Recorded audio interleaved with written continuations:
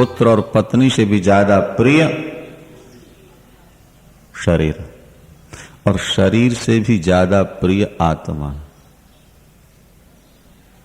शरीर से भी ज्यादा प्रिय आत्मा। आपको अपने हाथ बहुत प्यारे हैं, पैर बहुत प्रिय हैं, लेकिन किसी के हाथ में या पैर में कैंसर हो जाए और डॉक्टर कहे कटा दो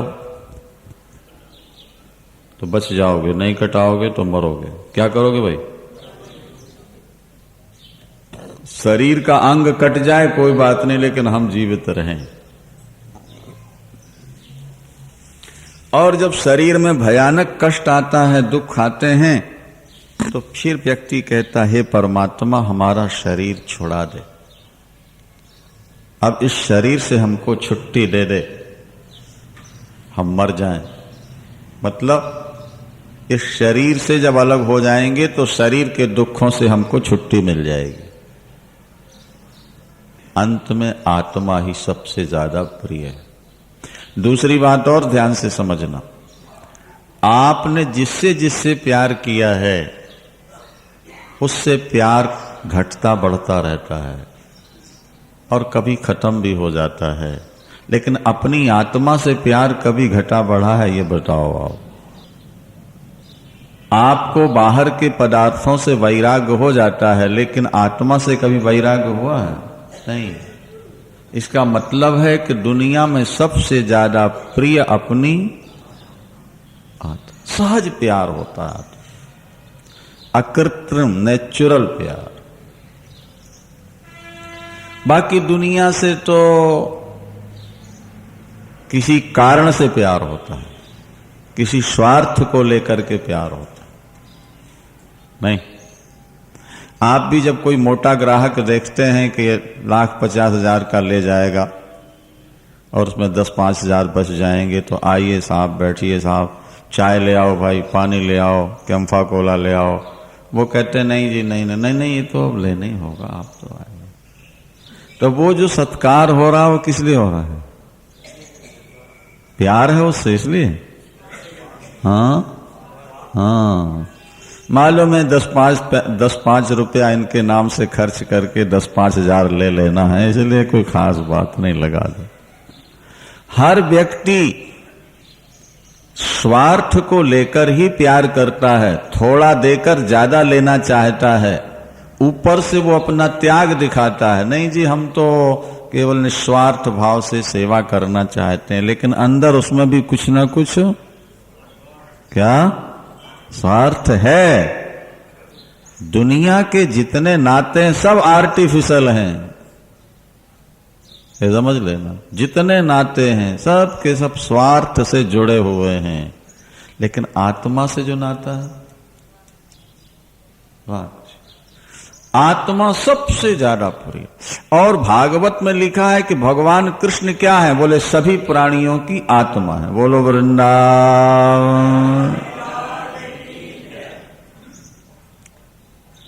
गोपियां गीत गाती हैं, यही कहती हैं, न खलु गोपिका नंदनो भवान अखिल देहि नाम अंतरात्म दृक्।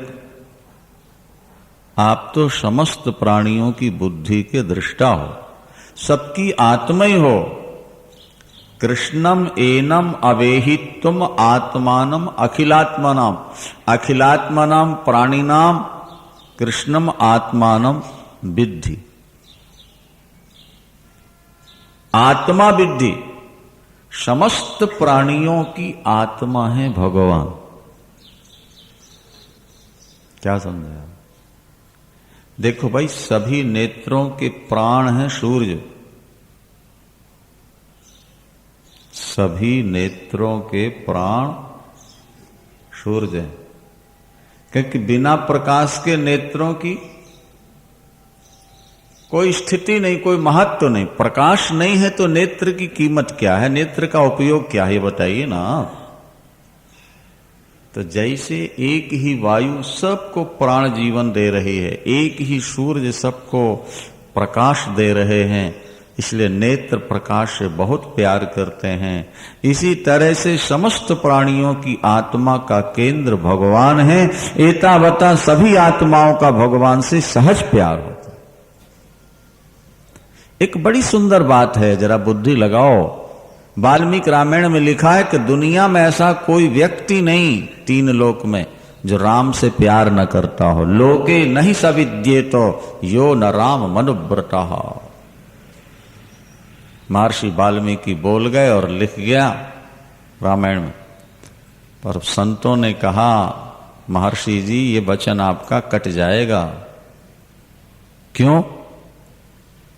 आप लिखते हो कि दुनिया में कोई ऐसा जीव नहीं जो राम से प्यार न करता हो, लेकिन रावण तो प्यार नहीं करता, वो तो युद्ध के लिए तैयार खड़ा है, तो शत्रु मानता है।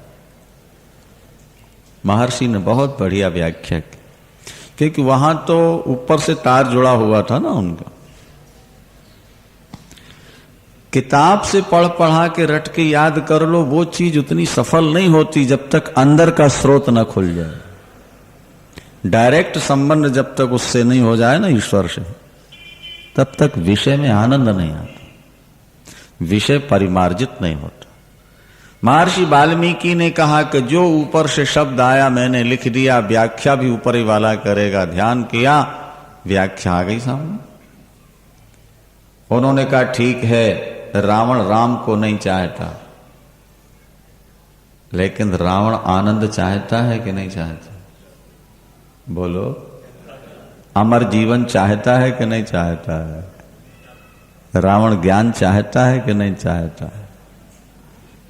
तो अमरता, ज्ञान और आनंद, ये तीन जिसके अंदर हो उसी को राम कहते हैं, उसी को सच्चिदानंद कहते हैं। रावण डायरेक्ट नहीं चाहता, इनडायरेक्ट तो चाह ही रहा है। रावण आनंद चाहता है नहीं, तो फिर राम को चाह रहा है कि नहीं चाह रहा? और ये सारा संसार यही तो भटका हुआ है। ये आनंद तो चाहता है, लेकिन आनंद मिलेगा कहां, वहां नहीं जा रहा, भटक गया। हर जीव का अंतिम प्रयास, अंतिम लक्ष्य, मुझे आनंद मिले, मुझे शांति मिले। पर शांति और आनंद मिलेगी कहां, ये खोजो। अगर तुम्हें कोई नास्तिक मिल जाएगा तो वो कहेगा सुरा सुंदरी में आनंद है, कामी मिल गया। लोभी मिल गया तो कहेगा नोटों में आनंद है, और मोही मिल जाए तो कहेगा परिवार में आनंद है, और कोई भक्त ज्ञानी मिल गया तो कह देगा भगवान में आनंद है। सही रास्ता संत और ग्रंथ ही बतला सकते हैं, बाकी सब गलत रास्ता बता रहे हैं। अच्छा, जो लोग कहते नोटों में आनंद है, उनसे पूछो कि आपके पास नोट है, आनंद मिला? पत्नी में आनंद है, पत्नी मिल गई, आनंद मिला? पति मिल गया, आनंद है? अखंड आनंद आपको? बेटे तो मिल गए हैं, आनंद है? जो दुनिया में आनंद की बात करते हो आपसे, उनसे पूछो आपको कितना आनंद मिल रहा है। सीधा सीधा प्रश्न किया करो। जो व्यक्ति संसार के विषयों के आनंद का वर्णन करे तुम्हारे सामने, भाई यही जिंदगी का सार है, खाओ पियो मौज उड़ाओ, उनसे पूछो कि तुम्हारा जीवन तनाव रहित है, मृत्यु के भय से तुम मुक्त हो, बुढ़ापे का भय नहीं है तुमको, तुम्हारी हर इच्छा पूर्ण हो रही है,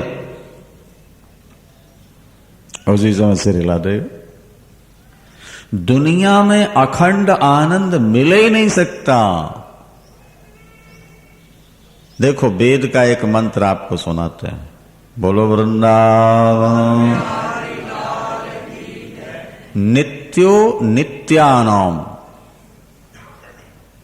नित्यो नित्यानाम, चेतनश् चेतनानाम, एको बहुनाम यो विदधाति कामान, तमात्मष्ठम यो न पश्यन्ति धीरः, तेषां शाश्वती शांति नेतरेषाम्।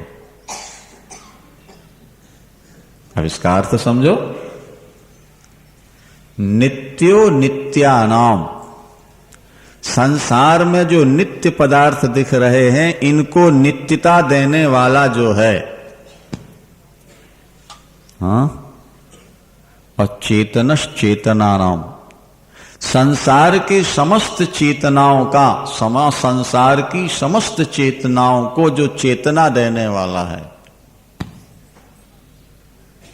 भाई पंखा चल रहा है बाबू, अपने आप चल रहा है कि कोई चला रहा है? बोलो। तुम्हारी फैक्ट्री की मशीन अपने आप हलचल कर रही है कि कोई अंदर चला रहा है? तो तुम्हारे अंदर जो चेतना, चेतना को कोई चेतित करने वाला है कि नहीं है? बिना कारण के तो कार्य होता ही नहीं। पानी के बिना बर्फ होता ही नहीं। आपके नल में पानी आ रहा है, अगर आप बुद्धिमान हो तो विचार करोगे पानी आ कहां से रहा है, और खोजोगे तो पता लगेगा वाटर हाउस से आ रहा है। क्या नलाई से पानी तो नहीं आ रहा, पानी तो वाटर हाउस से आता है। आपके यहां बिजली जल रही है, पंखे चल रहे हैं, माइक चल रहा है, आप बुद्धिमान हो तो खोजो ये कहां से आ रहा है, पता लगेगा पावर हाउस। पावर हाउस से पावर आपके घर आया है, वाटर हाउस से पानी आपके घर आया है, और बाहर से हवा आपके अंदर आ रही है।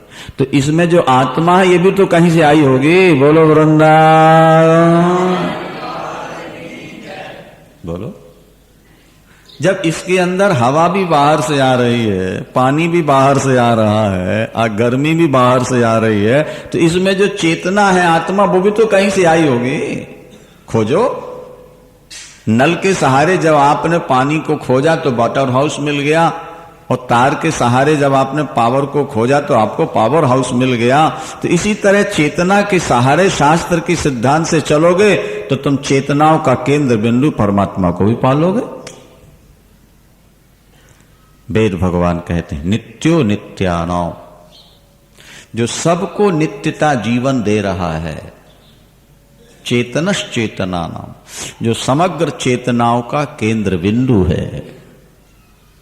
एको बहुनां यो विदधाति कामान, जो एक होता हुआ सबकी कामनाओं को पूर्ण कर रहा है।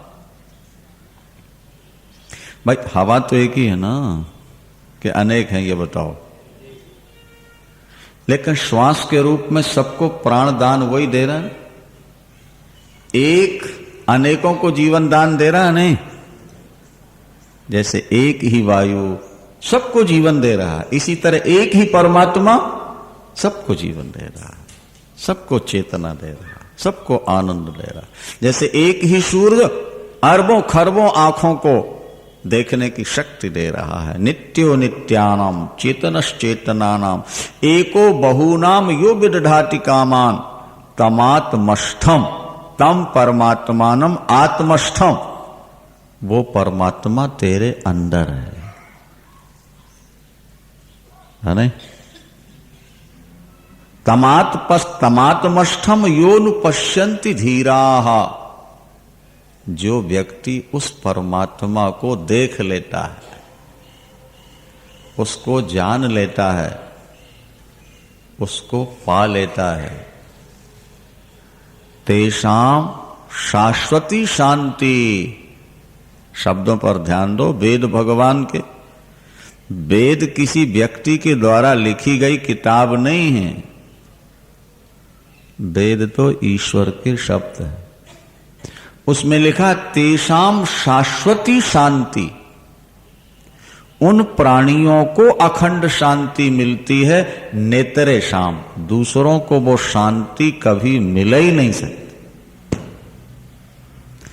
जिसने उसको जान लिया, जो समस्त नित्यों का नित्य है, समस्त चेतनाओं का केंद्र बिंदु है, एक होता हुआ सबकी कामनाओं को पूर्ण करता है, उसे जो अपने अंदर देख लेता है वो दुनिया में सबसे बड़ा धीर वीर गंभीर है। उसी को अखंड शांति मिलेगी, दूसरे को मिले नहीं सकती। एक दूसरा वेद का वचन सुनो, उपनिषद का, श्वेताश्वतरोपनिषद में लिखा, यदा चर्म वदाकाशम वेष्टयिष्यन्ति मानवः तदा देवम अविज्ञाय दुख शांतो भविष्यति। यदि आप चाहते हो कि हमारे जीवन में कभी दुख ना आए, हमारा जीवन सदा सुख से परिपूर्ण रहे, तो तुम परमात्मा को जैसे तैसे जान लो, समझ लो। अगर नहीं समझ पाए तुम ईश्वर को, भजन नहीं कर पाए तुम ईश्वर का, और अपने दुख मिटाने की कोशिश करोगे, तो वेद भगवान कहते हैं इस आकाश को चमड़े की तरह लपेट के जब तुम बगल में दबा लोगे, तब हो सकता है ईश्वर को जाने बिना तुम्हारे दुखों का अंत हो जाए। बोलो, क्या आकाश को चमड़े की तरह लपेटा जा सकता है? निराकार आकाश को, अजम्बो। जब आकाश को चमड़े की तरह लपेट के, मृग चर्म को नहीं लपेट लेते, लपेट के तुम बगल में दबा लो, तब हो सकता है कि ईश्वर को जाने बिना तुम्हारे दुखों का अंत होगा। तुलसीदास जी कहते हैं हो सकता है पानी के मथने से घी निकल आए और रेत को मशीन में डाल करके तेल निकाल लिया जाए, लेकिन ईश्वर के बिना तुम्हें शांति सुख मिल जाए, ये कल्पना नहीं कर। बारी मथे बरु हो या घृत और सिकता ते बरु तेल, बिनु हरि भजन न भव तरियो, यह सिद्धांत अपे। सुप्रीम कोर्ट के बाद आगे कहीं अपील नहीं होती ना, तो तुलसीदास जी कहते हैं सुप्रीम कोर्ट का फैसला है। पानी को मथने से हो सकता है घी निकाला है, और रेत को पेरने से हो सकता तेल निकाला है, लेकिन ईश्वर को जाने बिना न शांति मिलेगी, न सुख मिलेगा, न भवसागर से बेड़ा पार होगा तुम्हारा। मजे की बात यह है कि लोग सुन तो लेते हैं, वो मानते नहीं। ऐसा क्यों? कहा जाएगा कि इनकी बुद्धि कमजोर है, इनका हृदय पाप से सना हुआ है। अच्छा जी, हमारी बुद्धि कमजोर हो तो हम MA, AA, PhD कैसे कर लेते? तो फिर शास्त्र कहते हैं बुद्धि 2 प्रकार की होती। बोलो वृंदावन। शास्त्र बुद्धि 2 प्रकार की। एक बुद्धि होती है संसार को पकड़ने वाली, और दूसरी बुद्धि होती है परमात्मा की ओर चलने वाली। अगर तुमने MA, AA, PhD, DLED, DPhil कुछ किया है, तो ये बुद्धि संसारी है। उदाहरण के तौर पर बात समझो ना भैया मेरे, मैग्नेट है ना, मैग्नेट, हाँ, चुंबक, हीरा सामने रख दो उसके, खींचेगा? सोना, चांदी और लोहा रख दो तो कीमती क्या है? हीरा के लोहा? हाँ, तो फिर हीरे को क्यों नहीं खींचता हो? अरे मैग्नेट बना ही लोहे से है तो लोहे को खींचेगा, हीरे से बनता तो हीरे को खींचता। तो जिसकी बुद्धि पाप से बनी हुई है वो तो पाप को ही अपनी ओर खींचेगी, संसार को ही खींचेगी। वो भगवान भले कीमती है, उसको कभी पकड़ नहीं सकती है। क्या? वो संसार में बहुत चलेगी बुद्धि तुम्हारी, दाव पेंच लगाने के लिए। कैसा खाता बना लें कि सरकार को बुद्धू बना के अपना जमा कर लें, बुद्धि चलेगी। किस ढंग से बात की जाए, ग्राहक चक्कर में फंस जाए। एक सुनार थे, सुनार, 3 भाई थे, 4 नहीं, तो खूब ऐसे चंदन लगा लें माथे में और खूब ऐसी माला डाल लें, और हाथ में भी माला पकड़, ऐसे कपड़े पहन के दुकान पर बैठ जाए। 4 भाई थे। जब कोई ग्राहक आता है तो पहला भाई प्रश्न करता है, कृष्ण,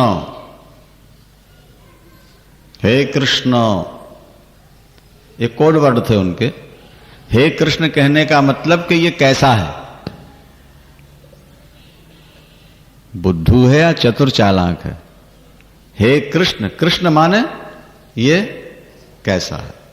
तो दूसरा फिर उसकी बारीकी से परीक्षा करता है, और अगर समझ ले कि बुद्धू ने, तो वो कहता था हे गोपाल, माने बैल है बिल्कुल। बोलो वृंदावन।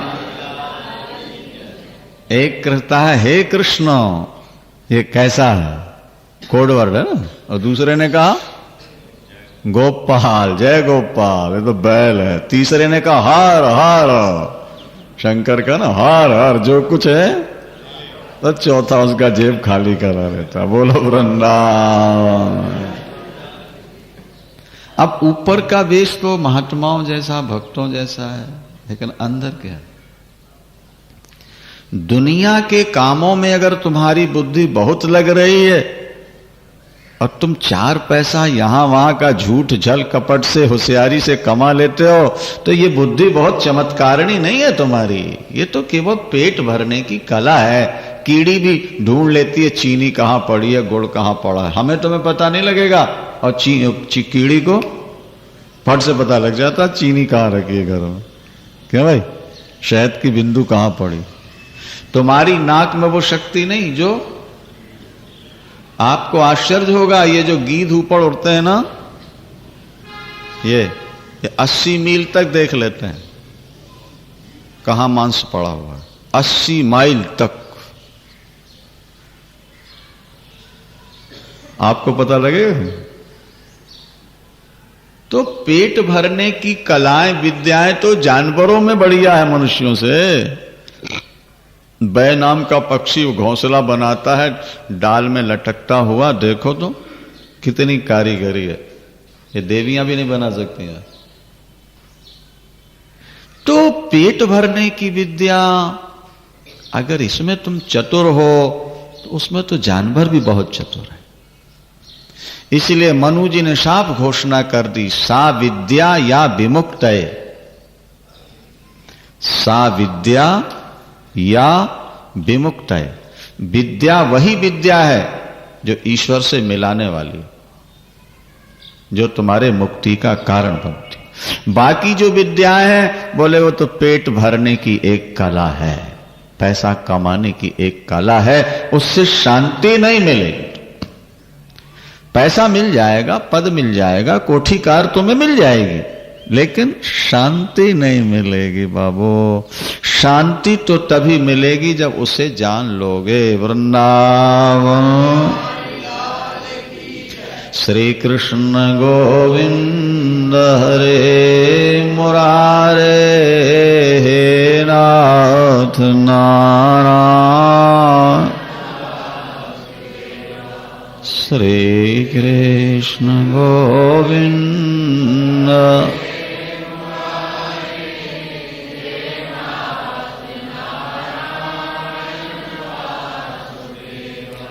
हे नाथ नारायण वासुदेवा, हे नाथ नारायण, हे नाथ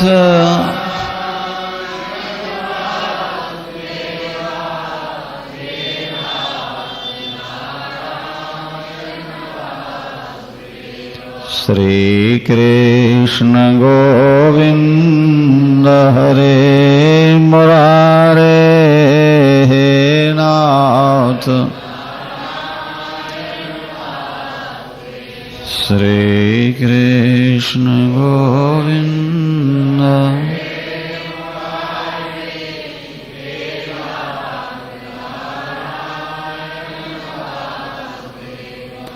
श्री बांके बिहारी।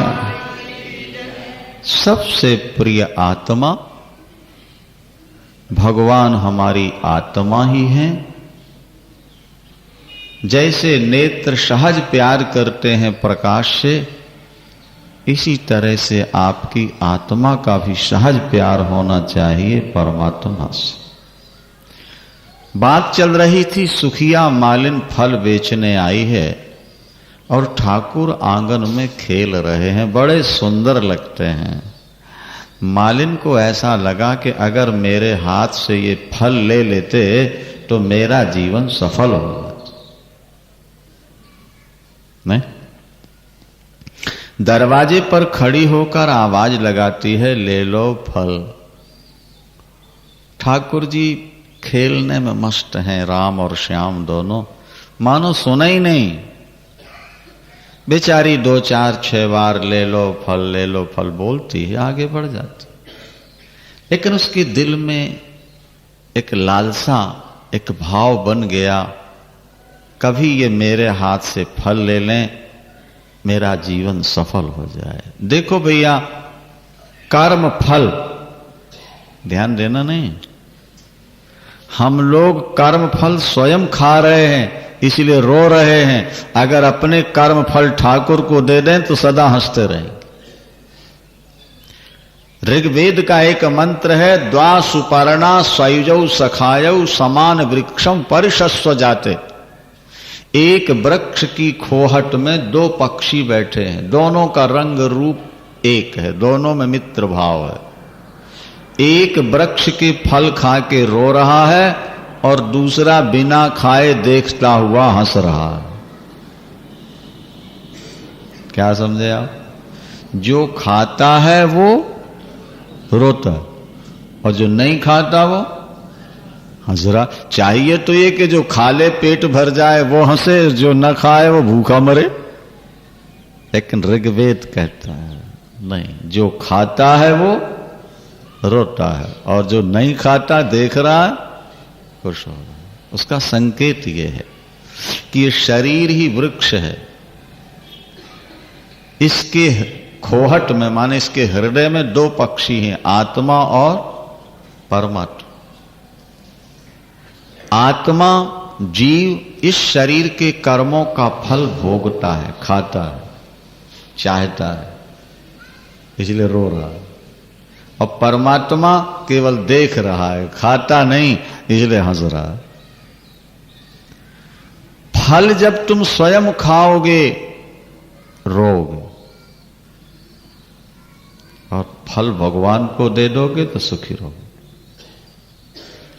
एक दिन सुखिया मालिन बहुत व्याकुल होके जब रोती है, हाँ, और आके आवाज लगाई तो ठाकुर ने देखा, इशारा किया, मैं आ रहा हूं। थोड़ा सा अनाज हाथ में लेके चले, दौड़े, अनाज हाथ हिला, अनाज गिर गया, खाली हाथ रह गया। खाली हाथ उसकी टोकरी में ठाकुर ने रख दिया, हीरा मोतियों से टोकरी भर गई। उसने फल भगवान के चरणों में समर्पित कर दिया। देवता पुष्प वर्षा के बाजे बजाए और जय जयकार कर। जिस दिन आप अपने जीवन के कर्म फल भगवान को दे दोगे, उस दिन आपकी झोली हीरा मोतियों से भर जाएगी। रविंद्रनाथ टैगोर गीतांजलि में एक पुस्तक है लिखी, बड़ी अच्छी लिखी। वो एक भाव लिखते हैं, आप भी सुनो। मैं भिक्षा मांगने चला, कई घर मैंने भिक्षा मांगी, मुझे कुछ भुट्टे के दाने मिले। ज्वार भुट्टा नहीं, भुट्टा जो खाते हैं भून करके, है ना, छल्ली बोलते, वो दाने मिल गए। उसको ज्वार भुट्टा बोलते हैं हिंदी में। अपनी झोली में वो दाने संभाल कर मैं चल रहा था कि सामने से एक और भिखारी आ गया और उसने मेरे पास आते ही मैं अपना हाथ बढ़ाया, मुझे दे दे। मुझे बड़ा संकोच लगा, मैं स्वयं दूसरों से मांग रहा हूं और ये मुझसे मांग रहा। इतनी कठिनाई से मैंने मांगा है, कैसे दे दूं? लेकिन जब उसका हाथ पीछे नहीं हटा तो 2 दाने या 4 दाने उठाकर मैंने उसके हाथ पर रख दिए। पर जब मैं अपने घर पहुंचा और झोली मैंने खोली तो 4 मोती या हीरे मेरी झोली में पड़े हुए थे। तब मुझे ध्यान आया, अरे मुझसे बहुत बड़ी गलती हो गई। मैंने जितने दाने उसके हाथ में रखे उतने मोती मेरी झोली में आ गए। अगर मैं सारे दाने उसको दे देता, मेरी झोली हीरा मोतियों से भर जाती। ये मेरी गलती। हम भी जिंदगी में जब कमाते हैं नहीं, और कोई मांगने आता है तो दिल कहता है कि खून पसीने की कमाई हम क्यों दे दें, नहीं? पर संकोच में जब हम कभी थोड़ा बहुत दे देते हैं तो हमारा दिया हुआ हीरा मोती बनकर विपत्ति में हमारी रक्षा करता है। तब हमें होश आती है कि अगर हमने बहुत कुछ किया होता तो आज हम बहुत ज्यादा सुखी होते। व्यक्ति अपने कर्मों का फल ईश्वर को देना नहीं चाहता, और जिसने अपने कर्म फल ईश्वर को दे दिए वो सदा के लिए सुखिया मालिन ने अपनी टोकरी के फल दिए और ठाकुर ने हाथ रख दिया और मोतियों से भर गए। हमेशा के लिए सुखी हो गई, फल बेचने का झंझट ही खत्म हो गया। प्रभु जो चाहे वो हो सकता है। बाबा गाय दोह रहे थे, है ना, गाय का दूध निकाल रहे थे। भगवान भी एक छोटी सी गड़वी लेकर पहुंच गए। बाबा मैं भी दूध चोऊंगा, बाबा मैं भी दूध लगाऊंगा। अरे लाला तू तो अभी छोटा है बेटा, जब तू बड़ा हो जाएगा ना तब फिर गाय चोएगा। जा जा मैया के पास चला। भगवान उदास हो गए। बाबा हमको गाय नहीं चोने देते। बाबा कहते हैं गाय बड़ी है, तू बड़ा होगा तब दो लेना। चलो बाबा बड़े हैं, बड़ी गाय दो रहे हैं, मैं छोटा हूं, छोटी गाय दो लेता हूं। उसी गाय की बछड़ी खड़ी थी बगल में जो दूध पीती थी। भगवान ने उसके थन में हाथ लगाया और महाराज आश्चर्य, उसमें दूध आ गया और उन्होंने दूध निकाला, गड़बी भर ली अपनी और मुंह लगा के थन में पी लिया और बोले बाबा देखो जरा मेरी गाय कितना दूध दे रही है। और बाबा देख के तो आश्चर्य में रह गए। ग्वाल वालों को बुला के कहते हैं भैया देखो तो जरा, अरे ये बछड़ी से दूध निकल रहा है। किसी ने कहा बाबा तेरा लाला तो भगवान है। नंद बाबा नहीं भैया, हम सामान्य व्यक्ति, हमको इतना बड़ा लाभ कहाँ मिल सकता है। बाबा कोई सिद्धि होगी तेरे बेटे में, किसी की कृपा हो गई। बोले हाँ ये हो सकता है। बोलो वृंदावन। भगवान है ये नहीं मान पाते। और प्रभु ये बताना चाहते हैं मैं चाहूं तो आपको कोई कमी आपके पास नहीं रहेगी। मेरी चाह तब होती है जब तुम निष्कपट भाव से मेरा भजन करो।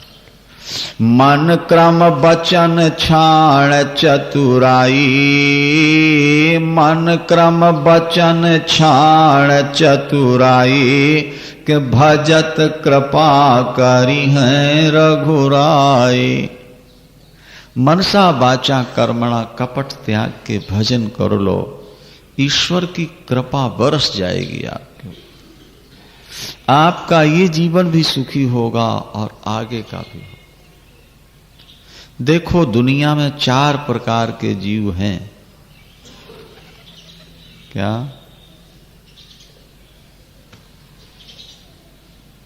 A1 कौन है? First class. जो यहां सुखी और मरने के बाद वहां भी सुखी। और सेकंड क्लास कौन है? जो यहां दुखी लेकिन भजन कर रहे हैं, मरने के बाद वहां। और थर्ड क्लास कौन है? जो यहां सुखी सुरा सुंदरी में दिन काट रहे हैं लेकिन मर के नरकों में सड़ते रहते। वो थर्ड। और फोर्थ, चौथी क्लास के कौन है? जो यहां दुखी और मर के वहां दुख। पहले पाप किया, आज रो रहे हैं, दुखी हैं, और आज फिर पाप कर रहे हैं, आगे रोएंगे। तो भगवान से प्रार्थना करो, भैया भजन करो यार, ये वन क्लास में रहो ना, जब तक यहां रहो खूब आराम से रहो, और जब मरो तो सीधे बैकुंठ चले जाओ, कोई रोकने वाला ना हो तुमको। भजन करो। भजन करने वाले के लिए भोग और मोक्ष दोनों सुलभ होते हैं। क्या? भोगश्च मोक्षश्च करस्थ एव। जो भगवान की उपासना करते हैं उनको भोग और मोक्ष दोनों सुलभ रहा करते हैं। इसलिए परमात्मा का चिंतन भजन करते रहो, यही संकेत। आगे प्रभु की लीलाओं पर ध्यान दो। एक दिन भगवान बछड़े चराने जाते हैं, पहले भी हम सुना चुके हैं आपको, थोड़ा विस्तार से उसे सुना दें। ग्वाल वालों के साथ भगवान खेल खेलते हैं। कभी हंस बन के हंस की चाल चलते हैं, कभी मोर की तरह नाचते हैं, कभी बंदर की तरह डालों में छलांग मारते हैं, कभी मेंढक की तरह उछलते हैं, और देवता बादलों में छुप छुप करके ये लीला देखकर पुष्प वर्षाकर बाजे बजाते हैं और जय जयकार। खेलते खेलते भगवान थोड़ा पीछे रह गए और ग्वाल वाल अपने बछड़ों को लेकर के आगे बढ़ गए। जब कभी ग्वाल वालों ने भगवान को पीछे छोड़ा है तभी उनके जीवन में संकट आया है। यह ध्यान रखना। अर्जुन ने महाभारत युद्ध किया लेकिन अर्जुन के आगे थे भगवान और दुर्योधन के आगे था अभिमान। नहीं समझा? दुर्योधन ने भगवान को पीछे धकेल दिया है, उसने अभिमान को आगे बैठाला है, जबकि अर्जुन ने अभिमान को पीछे धकेल दिया है और भगवान को आगे बैठा लिया। विजय किसकी हुई? जिसके आगे भगवान। ग्वाल वाल जब कभी भगवान को पीछे छोड़ते हैं संकट में फंस जाते हैं। ये दो लीलाएं अभी आप सुनिए, दोनों में भगवान को पीछे छोड़ दिया ग्वाल वालों। खेलते खेलते खेलते भगवान तो जरा पीछे रह गए और ये बछड़ों को लेकर के आगे बढ़ गए। अगर ठाकुर का इंतजार कर लेते, ठाकुर को आगे कर लेते तो संकट में नहीं फंसते। आगे एक सर्प बैठा हुआ, जैसे सुरसा थी ना हनुमान जी के लिए, ऐसे ही विशाल काय सर्प।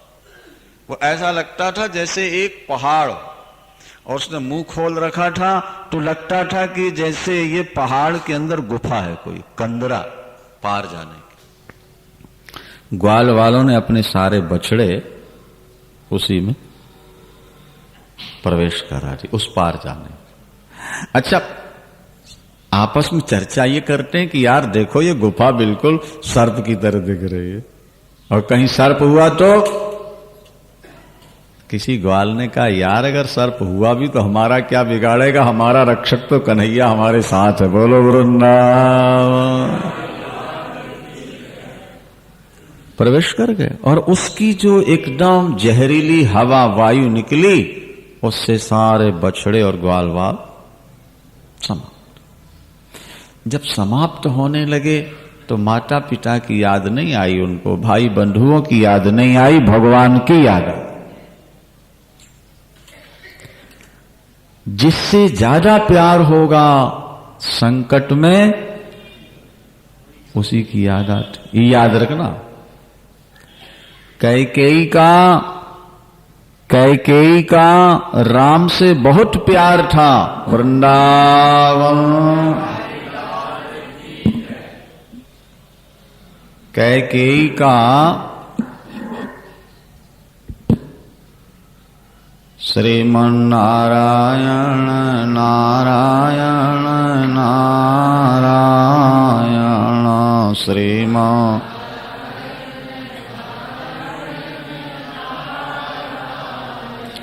कैकेयी का राम से बहुत प्यार था। जब राज्याभिषेक का समाचार सुन के मंथरा रोती हुई आई ना कैकेयी के पास, तो कैकेयी अम्बा को ऐसा लगा कि परिवार में कोई संकट आ गया। तब तो ये रो रही है, एकदम घबरा गई कैकेयी जी। और कुशल समाचार जब पूछने लगी तो सबसे पहले किसकी कुशलता पूछी उन्होंने, मालूम है नहीं? सबसे पहले राम का नाम लिया। सभय रानी कहा सिकिनो और कुशल राम महिपाल, लखन भरत रिपु दवन सुनी भाकुबरी उरसाल। अरे मंथरा तू रो रही है, परिवार पर कोई संकट तो नहीं आ गया? मेरा राम तो ठीक है, महाराज दशरथ ठीक है ना, लखन भरत तो कुशल है। भरत का नाम चौथे नंबर, पहले नाम किसका लिया? राम। जो ज्यादा प्यारा होता है संकट काल में उसी का स्मरण होता है। इसीलिए सबसे बड़ा संकट है जब यमराज के दूत आते हैं जिंदगी में, उस समय उसी की याद आएगी जिसका जिंदगी में ज्यादा प्यार होगा। बस संसार की याद आ गई तो 0/0 है, और भगवान की याद आ गई तो 100%। इतना प्यार करो ईश्वर से कि मृत्यु के समय भगवान की ही याद आए। ग्वाल वालों को माता पिता भाई बंधु नहीं आए यार, बल्कि बोले अरे कन्हैया हमें बचा ले भैया, कन्हैया बचा ले। वाह महाराज, भगवान दौड़े एकदम वहां से, और अभी उसने मुंह बंद नहीं किया था। उसने सोचा मेरी बहन पूतना को मारने वाला, मेरे भाई बकासुर को मारने वाला तो बाहर ही खड़ा हुआ है, जब वो आ जाए तो मुंह बंद करो। भगवान सर से जाके मुंह में प्रवेश कर, और दुनिया को यह बता दिया कि अगर मौत के मुख में भी जाना पड़ेगा तो जाऊंगा, अपने भक्तों को बचाऊंगा। वृंदावन सर्प मौत है महाराज, मृत्यु के मुख से भी निकाल के लाऊंगा तुमको, तुम एक बार मेरी शरण में। तो जयद्रथ को मारने का जब अर्जुन ने संकल्प कर लिया, कल सूर्यास्त से पहले अगर मैंने अर्जुन को जयद्रथ को नहीं मार दिया तो आग में जल के मर जाऊंगा। भगवान ने कहा पार्थ, जयद्रथ के पिता ने वरदान मांगा है, जिसके हाथ से मेरे बेटे का सिर जमीन में गिरे उसके सिर के 100 टुकड़े हो जाए। अब अगर तुमने जयद्रथ को मारा तो तुम्हारे सिर के 100 टुकड़े हो, और चूंकि प्रतिज्ञा कर चुके हो अगर नहीं मार पाओगे तो खुद मरो। बोलो अब इस मौत के मुख से तुम्हें कौन बचाएगा? अर्जुन ने मुस्कुरा के कहा वंशी वाला बचाएगा, जिसके हाथ में बागडोर थमा दी है वो बचाए। ये चिंता अर्जुन को नहीं कि अर्जुन के प्राण कैसे बचेंगे, ये चिंता तो उनको है जिन्होंने मेरे घोड़ों की लगाम पकड़ी हुई। अब बड़ी लंबी कथा है ये, अब समय नहीं है व्याख्या का। जब चले हैं प्रातःकाल अर्जुन को लेके भगवान जयद्रथ को मारने के लिए, 7 अक्षौणी सेना के पीछे छुपाया हुआ था जयद्रथ।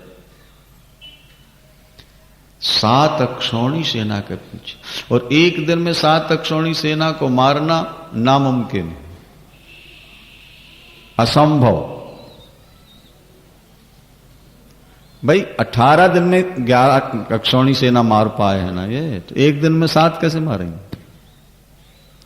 अच्छा, और मान लो मार के उसको मार दें तो भी मरना पड़ेगा ना, और नहीं मारते तो मरना पड़ेगा। जब जयद्रथ को मारने के लिए चले तो देखो बड़ी सुंदर बात है, धर्मराज युधिष्ठिर की आंखों में आंसू आ गए विदा करते तो युद्ध।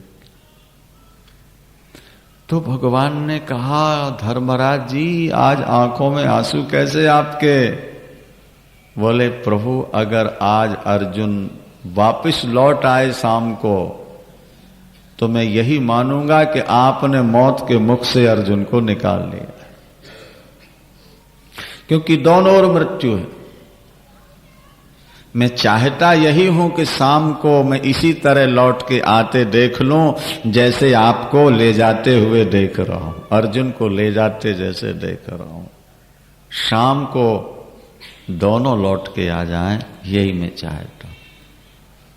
भगवान ने कहा, धर्मराज जी आपका तो अर्जुन से एक नाता है, मेरे तो अर्जुन से 4 नाते हैं, 4। मासान्युत्कृत दास्यामी फाल्गुनार्थे महीपते, अगर जरूरत पड़ गई तो शरीर के टुकड़े टुकड़े करके दे दूंगा, लेकिन अर्जुन का बाल बांका नहीं होने दूंगा। जब तक कृष्ण है तब तक अर्जुन।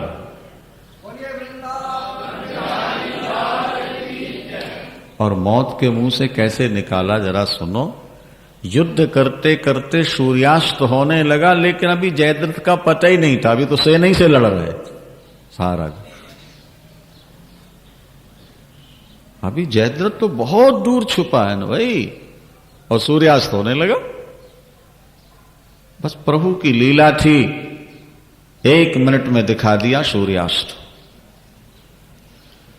धर्म युद्ध था, सूर्यास्त होते युद्ध बंद।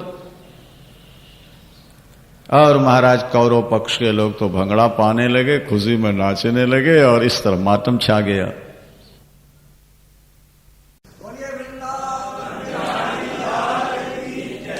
और मौत के मुंह से कैसे निकाला जरा सुनो। युद्ध करते करते सूर्यास्त होने लगा, लेकिन अभी जयद्रथ का पता ही नहीं था, अभी तो सेना ही से लड़ रहे सारा। अभी जयद्रथ तो बहुत दूर छुपा है ना भाई, और सूर्यास्त होने लगा। बस प्रभु की लीला थी, 1 मिनट में दिखा दिया सूर्यास्त। धर्म युद्ध था, सूर्यास्त होते युद्ध बंद। और महाराज कौरव पक्ष के लोग तो भंगड़ा पाने लगे, खुशी में नाचने लगे, और इस तरह मातम छा गया। भगवान ने कहा, देखो अर्जुन, तुमने बिना सोचे समझे प्रतिज्ञा की, हमने बहुत कोशिश की लेकिन सफल नहीं हो पाए। अब तो तुम्हें अपनी दूसरी प्रतिज्ञा पूर्ण करनी पड़ेगी, आग में जल के मरना पड़ेगा। अर्जुन ने कहा, प्रभु मैं बहुत प्रसन्न हूं, एक तो ये कि धर्म युद्ध में मर रहा हूं, और दूसरे ये कि आपके सामने मरूंगा, आपका दर्शन करते शरीर छूटेगा। हां, धर्मराज जी से यह जरूर कह दीजिएगा कि यही समझ लेना, हम 4 भाई हैं, युद्ध से पीछे नहीं हटना, पापियों को मारना है। महाराज वहीं चिता बना दी गई, अर्जुन को वीर आसन से बैठाल दिया गया, एक घुटना मोड़ के ऐसे बैठ गया अर्जुन। और वो पाशुपतास्त्र जो आपने देखा ना सीरियल में, वही धनुष पर रख, वीर गति से मरना। इतने में वो जयद्रथ ये देख करके, अब तो सूर्यास्त हो गया, युद्ध हो ही नहीं सकता, है ना। तो वो सामने आ गया और आकर के हंसता हुआ कहता, अरे गीदड़। अर्जुन को गीदड़ कहता, सिंह को मारने की प्रतिज्ञा करता है। मार दिया तूने जयद्रथ को, अब कुत्ते की मौत मरेगा, आत्महत्या करके जल जा। बड़ा विश्वास था तुझे कृष्ण के ऊपर, क्या किया तेरे कृष्ण ने। अगर कृष्ण ईश्वर है तो बचा लेता तुझको, तब हम जानते कि ईश्वर है। अरे महाराज अर्जुन तो एकदम तनमना गया। अर्जुन के सामने कोई कृष्ण की निंदा नहीं कर सकता, लेकिन अब वचनबद्ध है, सूर्यास्त हो चुका है। अर्जुन को जब देखा एकदम उसमें आवेश में, तो भगवान ने कहा शांत, अर्जुन धर्म का पालन करो, धनुष पर बाण रख लो, अब आग लगने वाली है। जब धनुष पर बाण रखा तो आग कहां लगाई? अरे आग क्या लगानी थी, वो सुदर्शन चक्र से जो सूर्य को ढक दिया था, वो सुदर्शन जी को हटा दिया तो सूर्य का प्रकाश साफ दिखाई देने लगा। अर्जुन अर्जुन देखो, अभी सूर्यास्त नहीं हुआ और सामने खड़ा हुआ है गीदड़ कहने वाला, स्वयं गीदड़ है। भगवान ने कहा जयद्रथ सावधान हो जाओ, अभी सूर्यास्त नहीं हुआ। उसने भी धनुष पर बाण उठा लिया और वो पाशुपतास्त्र जो अर्धचंद्राकार था, अर्जुन ने से भगवान ने कहा छोड़ दो, सीधा निशाना है। बाण छोड़ा, गर्दन लेकर के उड़ गया फौट। लेकिन अब दूसरी समस्या है कि अगर वो नीचे गिरता है तो अर्जुन के सिर के 100 टुकड़े हों। देखो उसका पिता वृद्धक्षत्र, सायंकाल का समय था ना, तो वो सूर्य नारायण को जल दे रहा था, अंजलि में ऐसे जल लिए था। वो बाण ने ले जाके बाप की हथेली में सिर गिराया और बाप की हथेली से सिर जमीन में गिरा, तो पिता के सिर के 100 टुकड़े हो गए। अर्जुन बाल बाल बच गया। देवता पुष्प वर्षा के बाजे बजाए और जय जयकार करने लगे। ये अच्छा बात। तो परमात्मा मौत के मुख से जीव को निकालता है, लेकिन उसे जो हृदय से उसका बन जाता है।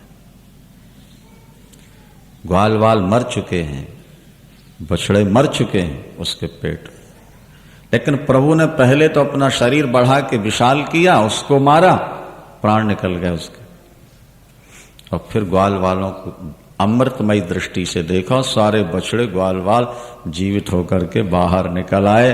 देवता पुष्प वर्षाए, जय जयकार। उसकी आत्मा भी भगवान कृष्ण में लीन हो गई। परीक्षित ने कहा ये तो बड़ा पापी था, इसको भी प्रभु ने मुक्त कर दिया। तो सुखदेव जी ने कहा कि जो मानसिक मूर्ति बना के मर जाएं या कृष्ण का नाम लेके मरे वो मुक्त हो जाते हैं, फिर कृष्ण जिसके गले में खड़े हों वो मरे तो नरक कैसे जा सकता है? तो मुक्त तो होगा होगा भाई। इसके बाद फिर नाश्ता पानी करते हैं ग्वाल वाल बच्चे, और भगवान सबका ले लेके खा रहे थे। एक ग्वाल बालक पीछे बैठा था, महाराज उसके पास केवल छाछ थी, छाछ। उसने सोचा कन्हैया सबका खा रहा है, मुझ गरीब के यहां कैसे आएगा, मेरे पास तो कुछ है नहीं। तो भगवान उसके पास पहुंच गए, उसका गला पकड़ लिया, बोले तूने मुझको नहीं दिया? उसने बर्तन दिखा दिया, खाली मुंह में छाछ थी। भगवान ने कहा अपने मुंह की मेरे मुंह में डाल।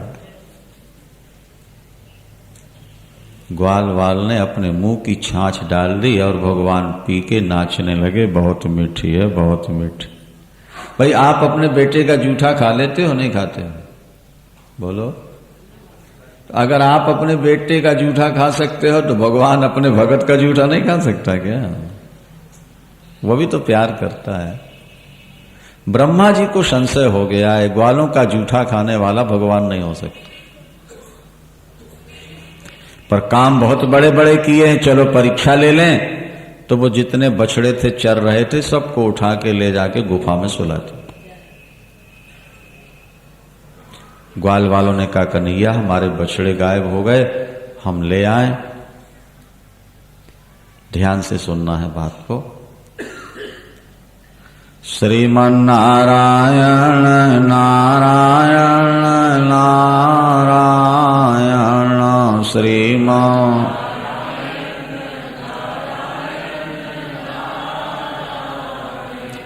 भजमन नारायण नारायण नारायण भजमन।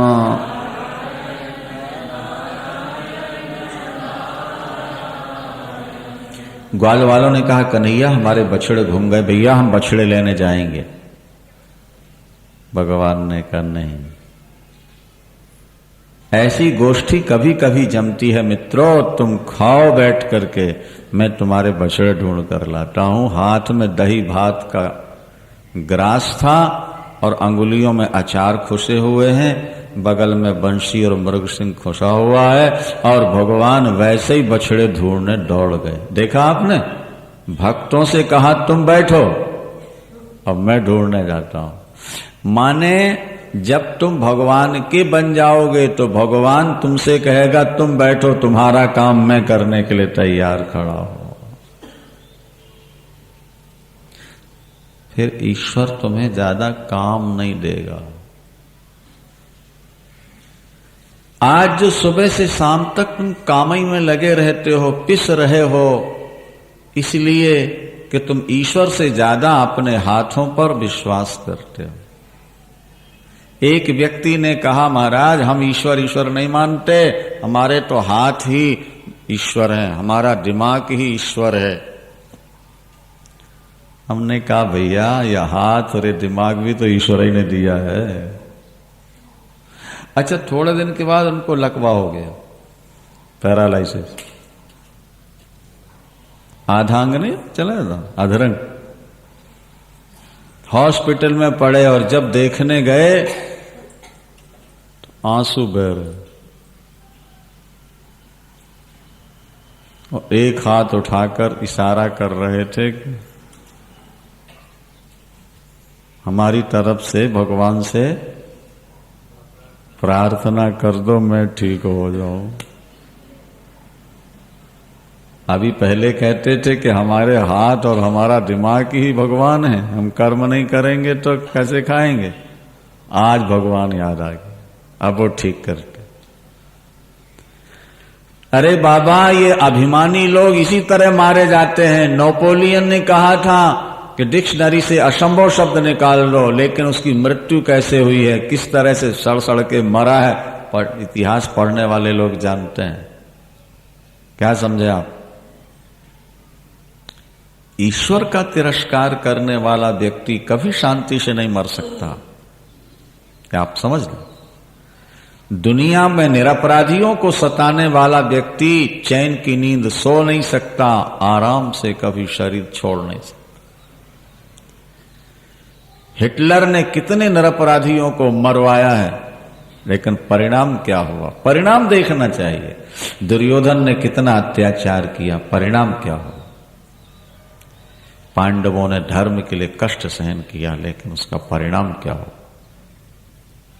दृष्टि परिणाम पर रखी जाती है। बुद्धिमान व्यक्ति जो होता है वो आगे की बात सोचता है, और मूर्ख जो होता है वो तत्काल की बात सोचता है। एक मूर्ख के 4 लड़की हैं, 3 लड़के हैं, छोटे छोटे हैं, कमाई नहीं है, 500-700 रुपया महीना कमाता है और शराब पीता है। अरे इन बच्चियों की शादी भी करनी है, इन बच्चों को पढ़ाना है, इनकी व्यवस्था करनी है। और कहता देखा जाएगा जो होगा, अभी तो मौज लेते। लेकिन बुद्धिमान व्यक्ति होगा तो ऐसा गलत काम नहीं कर सकता। वो सादा खाएगा, मोटा पहनेगा और सोचेगा इनके लिए कुछ आगे के लिए जमा करो, ताकि ये बेटियां आगे जाके सुखी हो। बुद्धिमान व्यक्ति भविष्य पर दृष्टि रखता है और मूर्ख व्यक्ति वर्तमान को देखता रहता है, तत्काल सुख चाहता है। आप बुद्धिमान हो, आगे की बात सोचो। अस्तु भगवान जब बछड़े ढूंढने गए तो ग्वाल वालों को उठा के छुपा दी। न बछड़े मिले न ग्वाल वाल मिले। ब्रह्मा जी ने, भगवान ने ध्यान दिया हुआ क्या है। 5 वर्ष के थे ठाकुर जी, अभी समझ गए ब्रह्मा हमारी परीक्षा लेने आया है, परीक्षा देंगे। उसी समय भगवान कृष्ण स्वयं उतने ही बछड़े और ग्वाल वाल बन के खड़े हो गए। महाराज ऋषि महर्षि पुष्प वर्षा करके जय जयकार करने लगे। उतने ही बछड़े, उतने ही